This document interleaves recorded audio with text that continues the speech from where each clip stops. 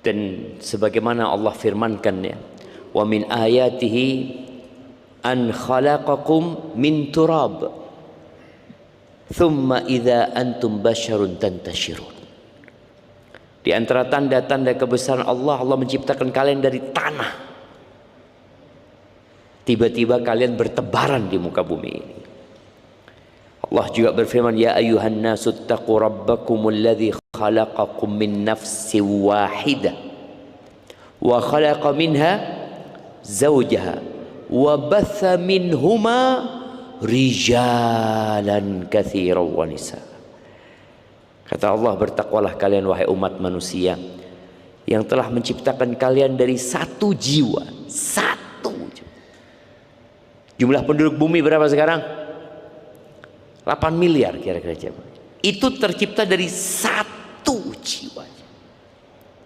Wa khalaqa minha zawjaha. Dan dari satu jiwa ini Allah ciptakan pasangannya. Jadi 2. Adam dan Hawa. Kemudian dari 2 ini Allah tebarkan laki-laki dan wanita yang banyak. Wallahi banyak. 8 miliar manusia itu kalau dikumpulkan di Jember ini, antum bisa bayangin ya, berapa penduduk Jember antum?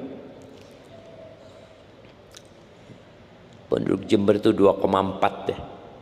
Beberapa tahun yang lalu ya. Sekarang kayaknya nambah.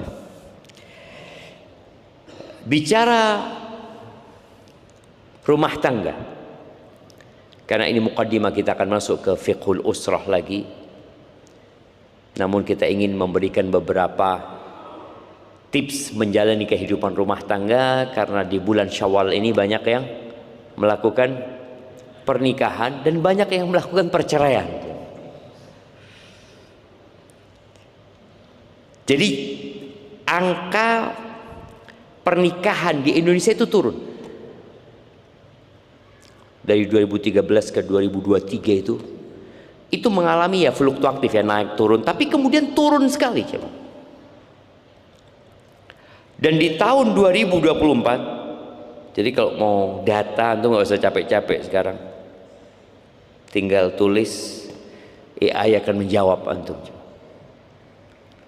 Tahun 2024 itu angka pernikahan dicatat di Kemenak tadi ya, 1.478.4024 orang. Banyak apa nggak banyak? Sepertiganya cerai. Sepertiganya cerai. Yang bercerai itu 446.359. Bayangin deh. Sepertiga itu banyak. Kata Nabi SAW, ats-tsuluts wa-tsulutsu katsir. Nggak tahu perceraian di Jember berapa banyak, tapi rata-rata seperti itu. Di kota Solo yang parah. Kemarin Ana sempat ngeliat di Surakarta itu tingkat atau angka pernikahannya sekitar 3.000 sekian, perceraiannya 2.000. Bayangin jemaah. Dan rata-rata yang bercerai anak-anak muda. Jadi bukan yang nikah-nikah tua, yang nikah-nikah lama, bukan. Yang muda-muda. Kenapa kita angkat materi ini? Agar kita bisa memahami bahwa pernikahan itu bukan bersenang-senang jemaah. Nggak ada ceritanya bersenang-senang di muka bumi ini. Yang ada berjuang dan berkorban untuk bersenang-senang. Apa gunanya antum bersenang-senang, ketawa-ketawa, kalau akhirnya antum harus menangis dan tersiksa nantinya? Kita capek nggak apa-apa, tapi akhirnya istirahat. Kenapa orang suka menjadi ASN? Karena dia berpikir nanti kan dapat pensiunan gitu loh. Nggak apa-apa, capek sekarang, gajinya nggak banyak loh. Iya nggak apa-apa, nggak banyak, tapi kan ada jaminan gitu di masa tua nanti. Jadi kalau bicara pernikahan, Allah Azza wa Jalla menyebut ini khusus buat para laki-laki ya. Allah Azza wa Jalla mengatakan, wa akhadna minkum mitsaqan ghalidh. Kata Allah, wanita-wanita itu telah mengambil dari kalian sebuah perjanjian yang berat, jemaah. Nggak main-main gitu loh. Ya gimana ya seorang wanita yang kita tidak punya peran apa-apa dalam proses kelahirannya. Emangnya antum keluar duit ketika istri antum lahir? Nggak ada. Ketika dia dibesarkan oleh ayah bundanya, ketika anak ini mulai diajarin membaca, menulis, diajarin sekolah, ngaji, baca Quran, ada yang sampai hafal Quran, sampai gede, tahu-tahu antum datang mengatakan saya mau melamar putri bapak. Kalau antum orang soleh insya Allah diterima. Apalagi kalau ngomong mahasiswa STDI saya Pak, Masya Allah kata dia. Oh, muridnya siapa? Muridnya Ustaz Arifin. Oh benar insya Allah gitu ya.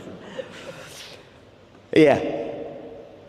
Tahu-tahu antum dinikahkan dengan mahar berapa? Apakah semua biaya membesarkan itu perempuan dibebankan ke antum? Lalu dikatakan kepada antum, ya insya Allah dia itu lahirnya sesar dulu ya. Ya 24 juta, hitung tulis gitu kan. Susunya selama 2 tahun berapa gitu ya. Kemudian bajunya ini, perawatannya, terus sampai SD-nya. SD-nya paling favorit dulu dia di Jember ya. Insya Allah, biayanya mahal. Terus lanjut ke SMP, SMA, kuliah. Apalagi kalau dokter, oh berat. Berapa? Ya 24 miliar lah. Siapa yang mau nikah jemaah ketika semua biaya itu dibebankan ke suami? Ini enggak.